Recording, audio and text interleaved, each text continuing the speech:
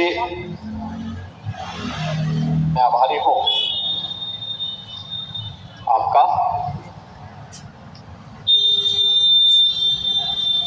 कि महामहिम राज्यपाल जी के द्वारा 2 फरवरी को संवेद सदन में दिए गए भाषण पर इस सदन के सम्मानित सदस्य डॉक्टर नीरज बोरा जी के द्वारा प्रस्तुत प्रस्ताव और जिसका अनुमोदन श्रीमती सरिता भदौरिया जी ने किया था,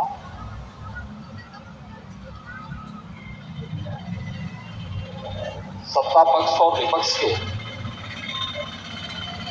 100 से अधिक माननीय सदस्यों ने इस पूरी चर्चा में भाग लेने का कार्य किया है। मैं इस पूरी चर्चा में भाग लेने वाले सभी माननीय सदस्यों को हृदय से धन्यवाद देता हूं और महामहिम राज्यपाल जी के द्वारा प्रस्तुत इस अभिभाषण के प्रति उनके प्रति सादर आभार भी व्यक्त करता हूं।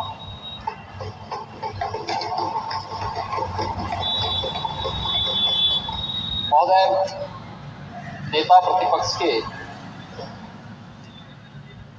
पूरे भाषण के दौरान मैं सदन पे मौजूद था।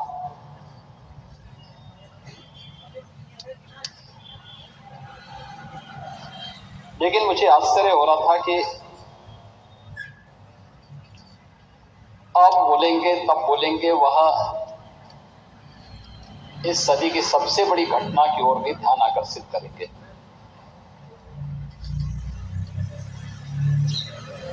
लेकिन ये केवल ध्यान ही भटकाते रहे और जैसा कि अब तक होता रहा है, अब तक की परिपाटी ही उनकी रही है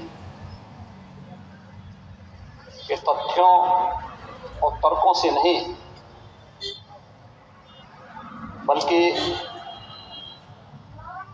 अपनी जबरन बातों को दोषों के मुंह पे थोपने का जो प्रयास इनके द्वारा अतीत में किया जाता रहा है, उसी प्रकार की बातें उन्होंने अपने भाषण के दौरान भी कही।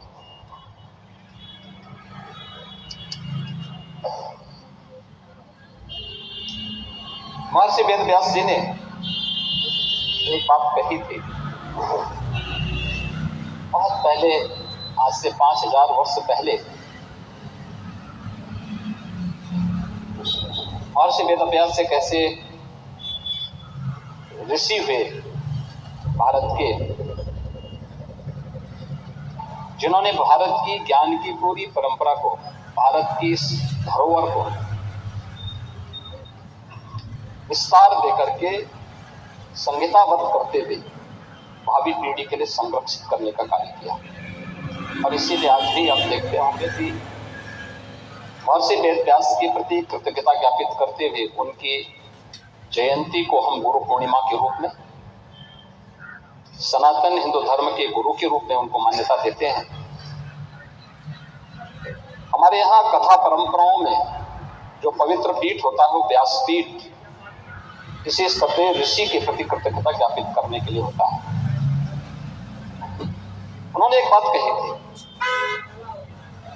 महाभारत काल के 8 पीढ़ियों को उन्होंने अपनी आंखों से देखा और उसका संरक्षण किया और उस समय के व्यवस्था को उभरते हुए उस राजवंश को भी देखा और महाभारत युद्ध के साक्षी भी वे बने थे। उन्होंने एक बात कही थी कि ऊर्ध्वबाहुर विरोमयेष न च कश्चित् शृणोति माम् धर्मार्थ अर्थस्य कामस्य स किमर्थम न सह्यते।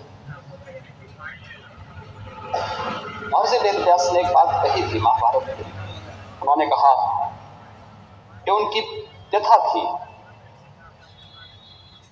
कि मैं बाहें उठाकर लोगों को समझा रहा हूं कि धर्म से ही अर्थ और काम की प्राप्ति होती है, इसलिए क्यों नहीं धर्म के मार्ग पर चलते, पर कोई मेरी सुनता ही नहीं। ये केवल वेद व्यास की पीड़ा नहीं थी।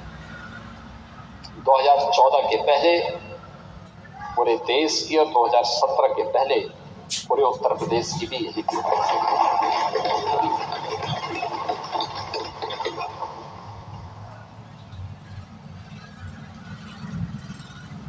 2017 के पहले उत्तर प्रदेश को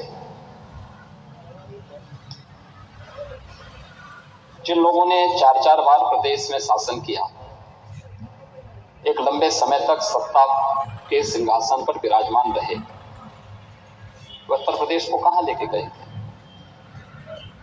पहचान का संकट खड़ा कर दिया था उत्तर प्रदेश वासियों के सामने। एक पहचान का संकट आया था।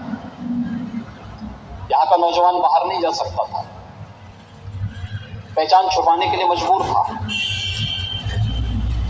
उत्तर प्रदेश से बाहर निकलता था तो भेद इससे देखा जाता था। नौजवान कहीं जाता था, नौकरी नहीं मिलती थी।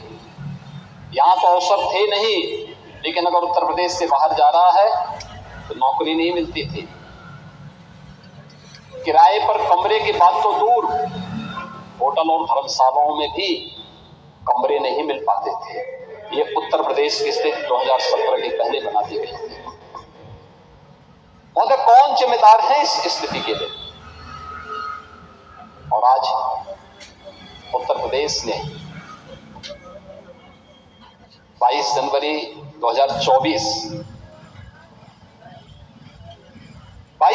2024 की घटना को भी देखा है। पूरा देश अभिभूत था। पूरी दुनिया के अंदर हर वह व्यक्ति जो सत्य का पक्षधर है, न्याय का पक्षधर है, वह अभिभूत था, गौरवान्वित था। हर सनातन धर्मावलंबी की आंखों में आंसू थे, हर्ष के, गौरव के, और अपनी कई पीढ़ियों को वह इस आयोजन में प्रत्यक्ष या अप्रत्यक्ष रूप से उसके साथ सहभागी बनकर के अपनी पीढ़ियों के प्रति कृतज्ञता ज्ञापित भी कर रहा था और तर्पण भी अर्पित कर रहा था।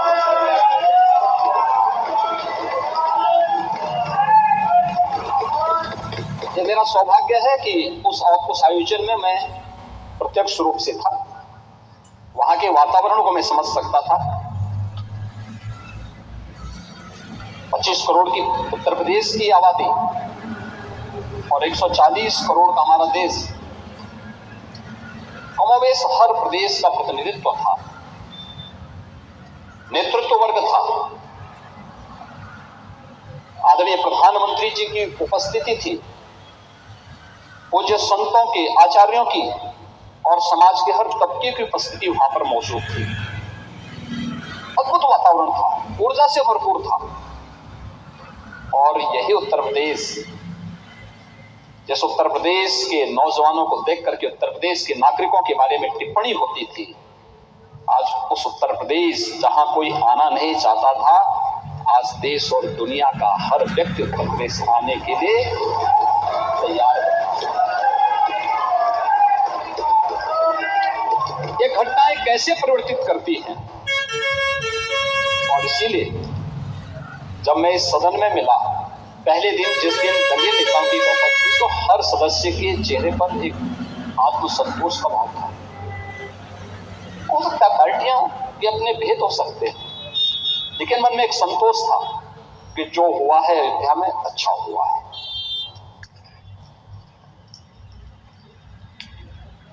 और हर व्यक्ति के मन में एक भाव था कि नहीं, अयोध्या हम सबको चलना चाहिए।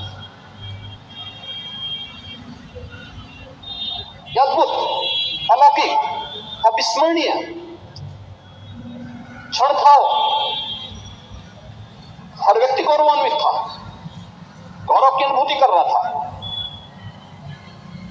और गौरव की अनुभूति इसलिए कर रहा था कि लगभग 500 वर्षों के एक लंबे अंतराल तक चले लंबे संघर्ष, लंबी कवायद, लंबा वाद विवाद, सर्वानुमति के साथ उसका समाधान का रास्ता निकला और पूरे देश की जनभावनाओं के अनुरूप आज रामलला के भव्य मंदिर के निर्माण का मार्ग प्रशस्त न केवल हुआ बल्कि रामलला वहां प्रत्यक्ष रूप से विराजमान भी हुए और सबकी दुनिया के अंदर पहली घटना थी जहां प्रभु को अपने स्वयं के अस्तित्व के लिए स्वयं प्रमाण जुटाने पड़े थे, स्वयं प्रमाण जुटाने पड़े थे। लेकिन राम की मर्यादा हमें धैर्य की प्रेरणा देती है। उस धैर्य के साथ जो 500 वर्षों के एक लंबे अंतराल को सनातन हिंदू धर्मावलंबियों ने व्यतीत किया, ये वे धैर्य उस प्रसन्नता के रूप में, दीपोत्सव के रूप में, आतिशबाजी के रूप में 22 जनवरी को पूरे हिंदुस्तान के अंदर और दुनिया के अंदर जहां कहीं भी हम देख रहे थे, हर ओर से एक ही आवाज आ रही थी। यह अद्भुत क्षण था और हमें प्रसन्नता इस बात की थी, हम अंतःकरण से प्रसन्नता इस बात की थी कि प्रभु तो विराजमान हुए हैं। उनके भव्य और दिव्य प्रतिमा की प्राण प्रतिष्ठा का कार्यक्रम संपन्न हुआ है, भारत के गौरव की प्राण प्रतिष्ठा का कार्यक्रम संपन्न हुआ है। लेकिन प्रसन्नता इस बात की भी थी कि हमने वचन निभाया और मंदिर वहीं बनाया है।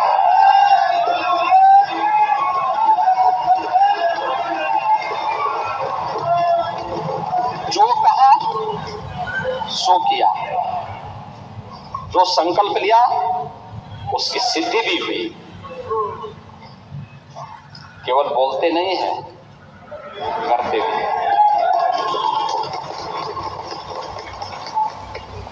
और आज नव्य, भव्य और दिव्य अयोध्या को देख करके भी हर व्यक्ति अभिभूत है।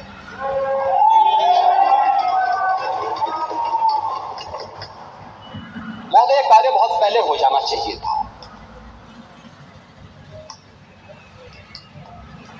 हम मानते हैं मंदिर का विवाद न्यायालय में था,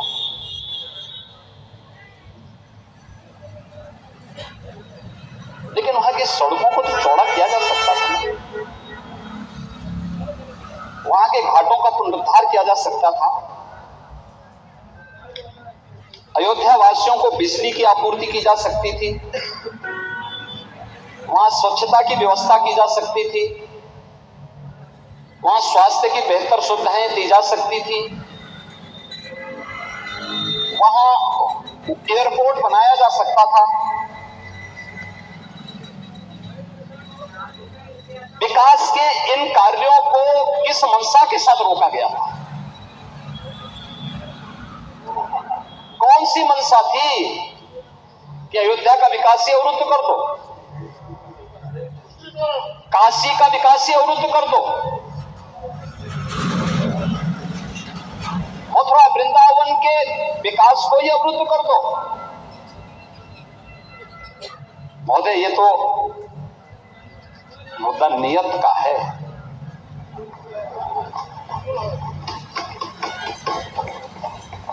हमारी आस्था थी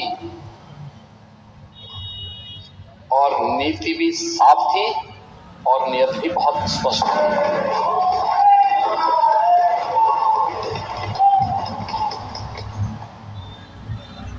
हमने बिना रुके, बिना टिके, बिना झुके हम लोग अयोध्या भी गए, प्रदेश के हर जनपद में गए। अगर मैं अयोध्या और काशी गया हूं तो नोएडा और बिजनौर भी गया। अयोध्या को इसलिए अभिषिक्त कर दिया गया था कि वोट बैंक कट जाएगा, और नोएडा और बिजनौर इसलिए लोग नहीं जाते थे कि वहां से जाने पे कुर्सी से उतर जाएंगे। हमने कहा इन चारों जगह तो जरूर जाएंगे। इसलिए भी जाएंगे कि भाई अयोध्या इसलिए जाएंगे, हमारी आस्था का स्थल है। और ये मेरा सौभाग्य है और मेरी सरकार का सौभाग्य है कि अयोध्या का भव्य दीपोत्सव जो आज राष्ट्रीय आयोजन बन चुका है, राष्ट्रीय उत्सव बन चुका है, उसको हमारी सरकार को शुरू करने का सौभाग्य प्राप्त हुआ। हम लोगों ने शुरू किया। आज वो एक नित्य नए प्रतिमान स्थापित कर रहा है। अयोध्या उसकी एक पहचान दिलाई गई। अयोध्या भी हम लोग गए, कोई संकोच नहीं किया। लोग बोलते थे कि मामला, हमने कहा विवाद एक स्थल विशेष का होगा, न्यायालय में सुनवाई हो रही है, लेकिन अयोध्या का विकास और वहां के जनता को, वहां आने वाले श्रद्धालुओं को आप वंचित कैसे कर सकते हैं सुविधाओं से? हम लोग गए। नोएडा और बिजनौर के भी बारे में मुझे बताया गया कि मुख्यमंत्री नहीं जाते। मैंने कहा क्यों? कहा कि मुख्यमंत्री उतर जाते हैं। तो मैंने कहा जो कल होना है वो आज हो जाए, अच्छा है, लेकिन मैं जाऊंगा जरूर। मैं दोनों जगह भी गया। तो जब व्यक्ति स्वयं शाश्वत नहीं है तो फिर कुर्सी किसकी शाश्वत रहेगी? वो जरूर जाए, लेकिन जाऊंगा जरूर, क्योंकि नोएडा भी उत्तर प्रदेश का पार्ट है और बिजनौर भी उत्तर प्रदेश का पार्ट है। मैं जरूर जाऊंगा। लेकिन हम लोगों ने कोई भेद नहीं किया। लेकिन महोदय, अयोध्या नगरी को प्रतिबंधों और कर्फ्यू के दायरे में जरूर लाया गया था पिछली सरकारों के समय। सदियों तक अयोध्या कुत्सित मंशा के लिए अभिषिक्त थी, एक सुनियोजित तिरस्कार भी झेलती रही। लोक आस्था और जनभावनाओं के साथ ऐसा खिलवाड़ संभवतः दूसरी जगह देखने को नहीं मिला होगा। अयोध्या के साथ अन्याय हुआ। और महोदय, जब मैं अन्याय की बात करता हूं तो हमें 5000 वर्ष पुरानी बात भी याद आने लगती है। उस समय पांडवों के साथ भी अन्याय हुआ था और उस समय कृष्ण गए थे कौरवों के पास। उन्होंने भी कहा था बस दे दो केवल 5 ग्राम, रखो अपनी धरती तमाम, हम वही खुशी से खाएंगे, परिजन पर हंसी न उठाएंगे। लेकिन दुर्योधन वह भी दे न सका, आशीष समाज की ले न सका। यहां तक कि उसने भी भगवान श्री कृष्ण को बंधक बनाने का कुत्सित प्रयास किया। उल्टे हरि को बांधने चला, चौथा साध्य साधने चला। यही तो हुआ था।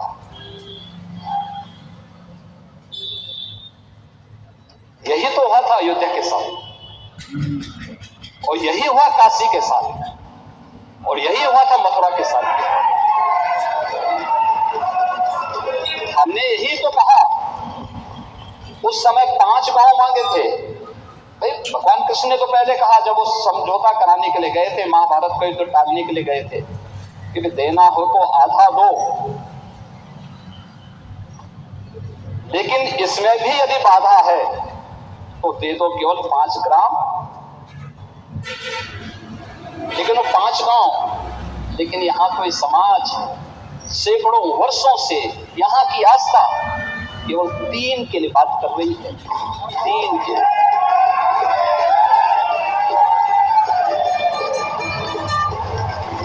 वो 3 के लिए भी इसलिए वे विशिष्ट स्थल हैं, वे सामान्य नहीं है। ईश्वर की अवतरण की धरती है,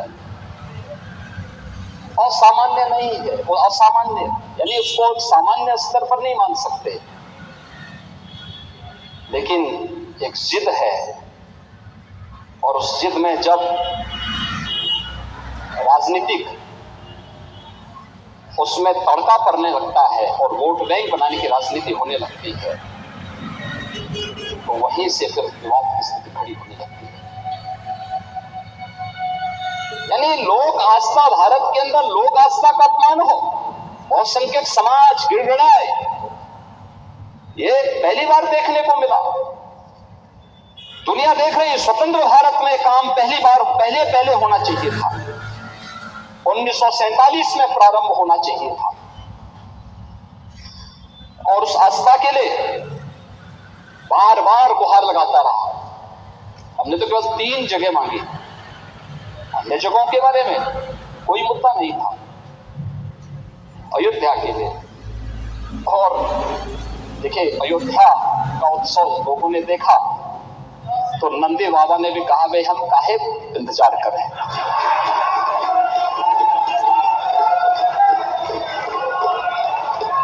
उन्होंने भी इंतजार किए बगैर रात्रि में बैरिकेड तोड़वाना है। और हमारे कृष्ण कन्हैया कहां मानने वाले हैं?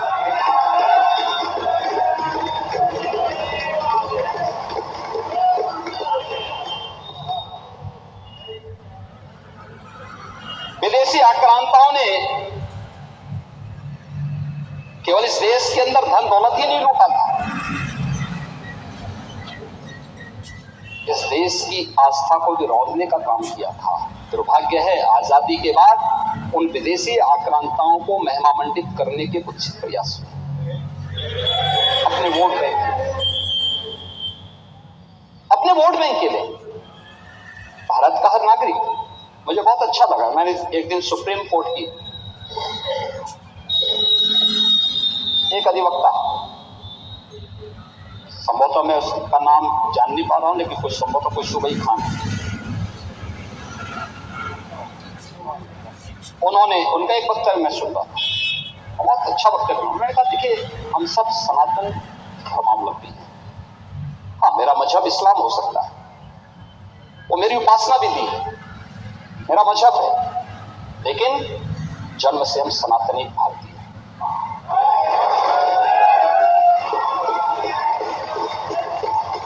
ये बोलने में संकोच किया,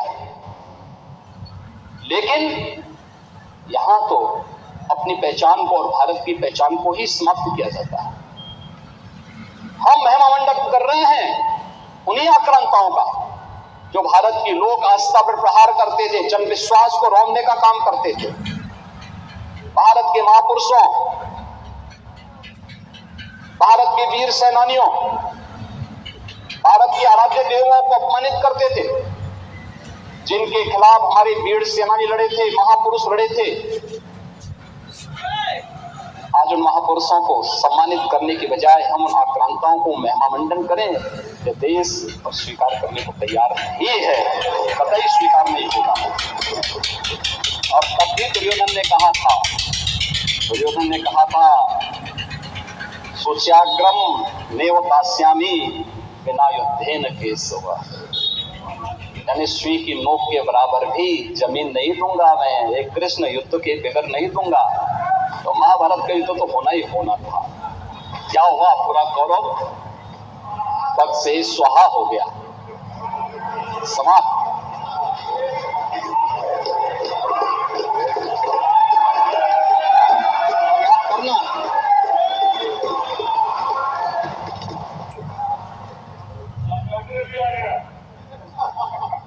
नक्शा गृह का अपना इतिहास है, नक्शा गृह का इतिहास है।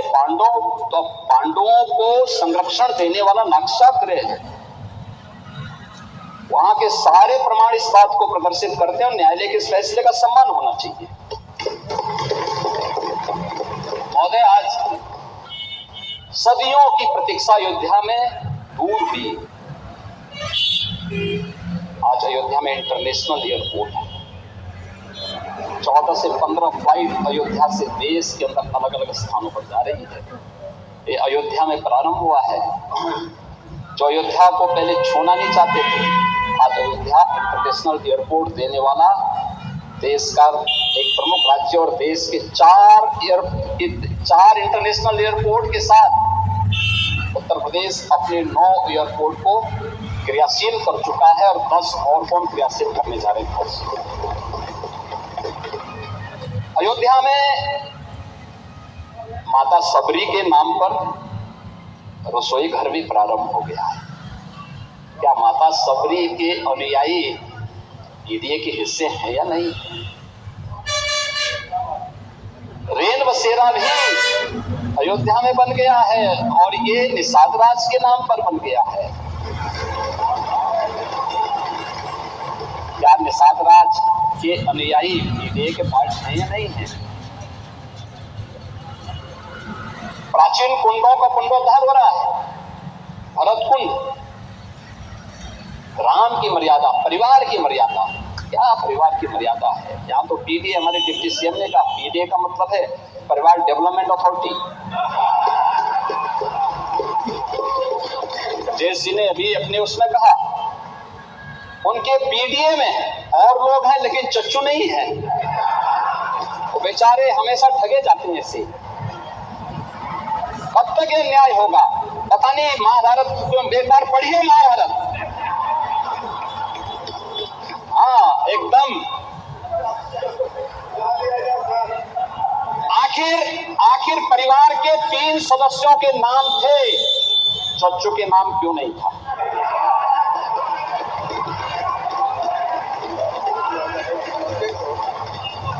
अरे उनका भी नाम देते, वरिष्ठ नेता थे। बेचारा रगड़ते रगड़ते अपने को जो है पीडीए में है ही नहीं। इसीलिए कह रहे हैं ना कि उन्होंने चाचू को ही भूल भुला गए। परिवार के यानी इस प्रकार से उन्होंने विस्मृत कर दिया कि साइडलाइन में थे ही नहीं, कैमरे के फोकस में नहीं थे, अब रेड कारपेट पे नहीं चल पाए। इसीलिए हम कह रहे हैं ना कि चाचू को ही भूल गए और बेचारे चाचू देखते रह जा रहे हैं कि ठगे गए एक बार फिर। ये तो अगर प्रभु राम को ये लोग मानते तो चच्चू के साथ अन्याय नहीं करते। रामायण से सीखते, रामायण में सीखते या फिर कम से कम महाभारत से ही सीख जाइए। और आप तो वैसे भी कभी कभी आपके बयान आते रहते हैं लेकिन आप फिर भी बोलते हैं। आप आस्था के बारे में जरूर बोलते हैं। आप देखो अध्यक्ष महोदय, एक महोदय कैमरे में क्यों नहीं थे? कैमरे के फोकस से बाहर क्यों थे? साइडलाइन क्यों थे? उसको आप जब बोल रहे कोई भी नहीं बोला। आपसे रिक्वेस्ट है प्लीज। महोदय आज अयोध्या की पौराणिकता के साथ वैदिक रामायण सिटी के रूप में तो अयोध्या का विकास हो ही रहा है, लेकिन भौतिक विकास की एक भव्य दिव्य अयोध्या हम सबको मिल रही है। 31,000 करोड़ रुपए से अधिक के प्रोजेक्ट वर्तमान में अयोध्या में और अयोध्या से जुड़े हुए अन्य इंफ्रास्ट्रक्चर पर खर्च या तो हो चुके हैं या हो रहे हैं। और इसमें धर्मपथ, श्री राम पथ, भक्ति पथ, जन्मभूमि पथ, इन सब का निर्माण कार्य हो चुका है। आज आप जाइए ना, सिंगल लेन की जो सड़कें थी वो 4 लेन की हो गई। वहां पे गुप्तार घाट, वहां पे राम घाट, नया घाट, एक नए स्वरूप में गुप्तार घाट आज कोई जाके देखेगा ना, कितना दिव्य स्थल बन चुका है। राम जी की पेड़ी, सत्र के पहले पानी वहीं सड़ता था। आज हरिद्वार की हरि जी की पेड़ी की तरह दर्शन देखना हो तो अयोध्या जी में राम जी की पेड़ी में, जहां दीपोत्सव का भव्य आयोजन होता है, वहां यह उत्सव भी देखने को मिलता है। भरत कुंड, सूरज कुंड, ब्रह्म कुंड, ये सभी कुछ आज अयोध्या में है। मल्टी लेवल पार्किंग, एक नहीं 6 मल्टी लेवल पार्किंग वहां काम कर रही है। रेल बसेरे बन रहे हैं। नई अयोध्या को बसाने के लिए टाउनशिप की नई स्कीम वहां पे आ रही है। और राज्य को स्टेट गेस्ट हाउस बनाने के लिए भारत के सनातन धर्म से जुड़े हुए हर पंथ और संप्रदाय को अपने अपने संप्रदाय से संबंधित धर्मशाला निर्माण के लिए ही जमीन आवंटन की कार्रवाई अयोध्या सामने हो रही है। एक नई अयोध्या का दर्शन। अयोध्या में, और अयोध्या 22 जनवरी को ऐसे ही लग रही थी जैसे तुलसीदास जी ने कहा कि अवधपुरी प्रभु आवत जानी भई सकल शोभा के खानी। अयोधपुरी ऐसी चमक रही थी, यानी ऐसे लग रही थी, शोभायमान थी, पूरी तरह शोभायमान थी। महोदय, अयोध्या में मात्र एक मंदिर नहीं था, भारत का एक राष्ट्र मंदिर की पुनः प्रतिष्ठा का कार्यक्रम संपन्न हुआ है। भारत के गौरव की पुनः प्रतिष्ठा का कार्यक्रम संपन्न हुआ है। भारत के लोक आस्था का सम्मान हुआ है और भारत का जन विश्वास और भी सुदृढ़ हुआ है। भारत की लोकतांत्रिक व्यवस्था पर लोगों का विश्वास मजबूत हुआ है, सुदृढ़ हुआ है।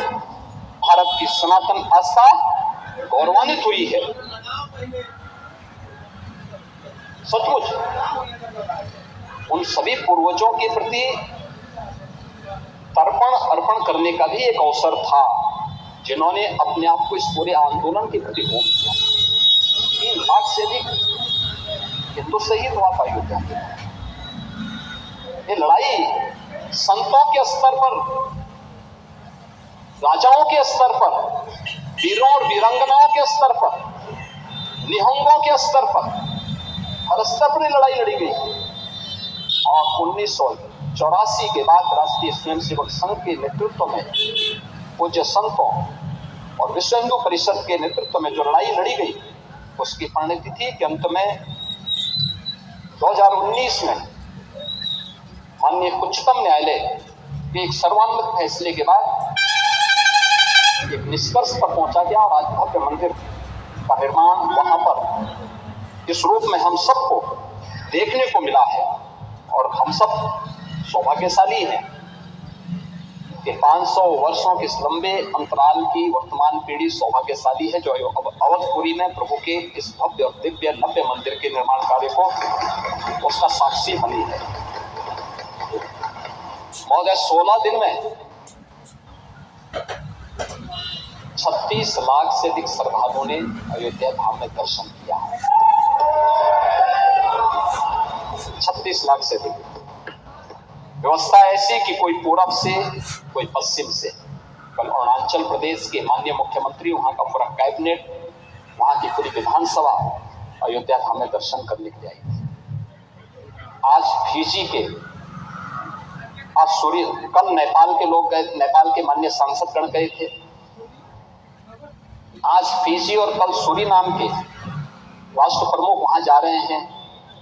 अन्य तमाम बड़े बड़े डेलीगेशन अयोध्या धाम में आ रहे हैं, दर्शन करने के लिए आ रहे हैं। और आज जो कोई अयोध्यापुरी में आ रहा है, बरबस उनके मुंह से तुलसीदास जी की पंक्तियां निकल पड़ी हैं कि अवधपुरी अति रुचिर बनाई।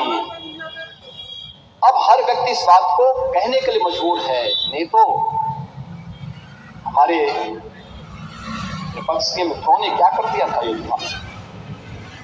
उन्होंने अयोध्या को किस रूप में बना दिया था। अयोध्या गलियों में गोलियों की तड़तड़ाहट होती थी, परिक्रमा में परिक्रमाएं प्रतिबंधित होती थी, कर्फ्यू लगता था। अयोध्या आने के लिए देश के अंदर राम नामी गमछा अगर किसी ने ओढ़ा हुआ है, उसको गिरफ्तार करके बंद कर दिया जाता था। यही देश ने देखा। 1990 से लेकर के लगातार एक लंबी लड़ाई जिस स्तर पर लड़ी गई, और आज उसका परिणाम हम सबके सामने है कि आज अयोध्या में हम इस बात के लिए आश्वस्त कर सकते हैं, आज भव्य और दिव्य नव्य अयोध्या जिस रूप में आई है, ये हर भारतवासी को तो अपनी ओर आकर्षित करेगी, हर सनातन धर्मावलंबी को आकर्षित करेगी ही। देश के टूरिस्ट डेस्टिनेशन का, दुनिया का सबसे बड़ा केंद्र और दुनिया की सांस्कृतिक राजधानी बनने की ओर अग्रसर होगा। अयोध्यापुरी को उस रूप में विकसित करने की एक नई तैयारी सरकार के द्वारा प्रारंभ की गई है और उस ओर माननीय राज्यपाल जी ने ध्यान आकर्षित भी किया है। हम इस बात के लिए कह सकते हैं अब अयोध्या में कोई परिक्रमा में प्रतिबंध नहीं लगा सकता, क्योंकि पंचकोसी, 14 कोसी और 84 कोसी परिक्रमा को हम बहुत भव्य स्वरूप देने जा रहे हैं।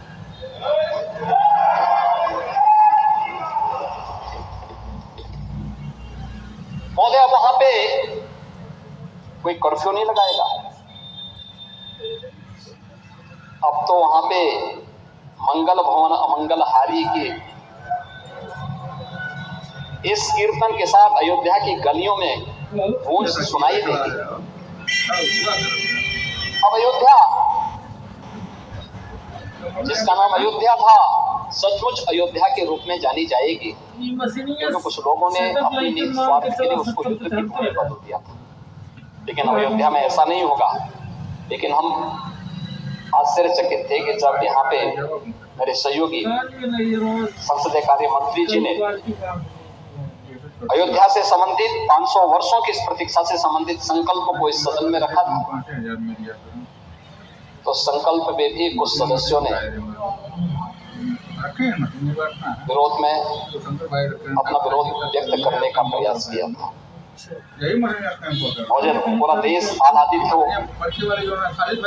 तब कुछ सदस्यों के द्वारा इस प्रकार का कृत्य जन भावनाओं के विपरीत है, जन आस्था के साथ खिलवाड़ है।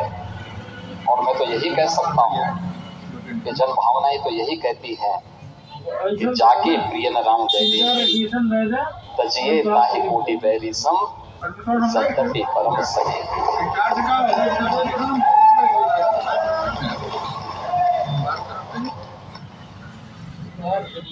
तब कर्फ्यू का सन्नाटा था, आज अयोध्या मंगल भवन मंगलहारी की भूमि से गुंजायमान।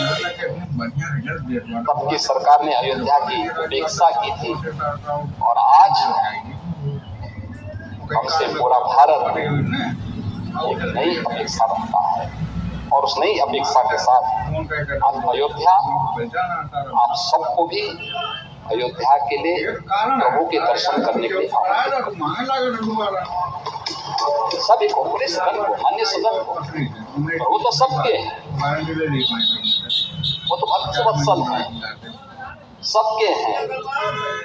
और हम सबको वहां जाना चाहिए अयोध्या में, क्योंकि तो भारत आ रहा है, वहां पे पूरा देश आ रहा है, पूरी दुनिया आना चाहती है अयोध्या। महामहिम राज्यपाल जी ने अपने अभिभाषण की शुरुआत ही यहाँ से की, लेकिन हमारे नेता प्रतिपक्ष ने एक भी शब्द उस पर नहीं बोला।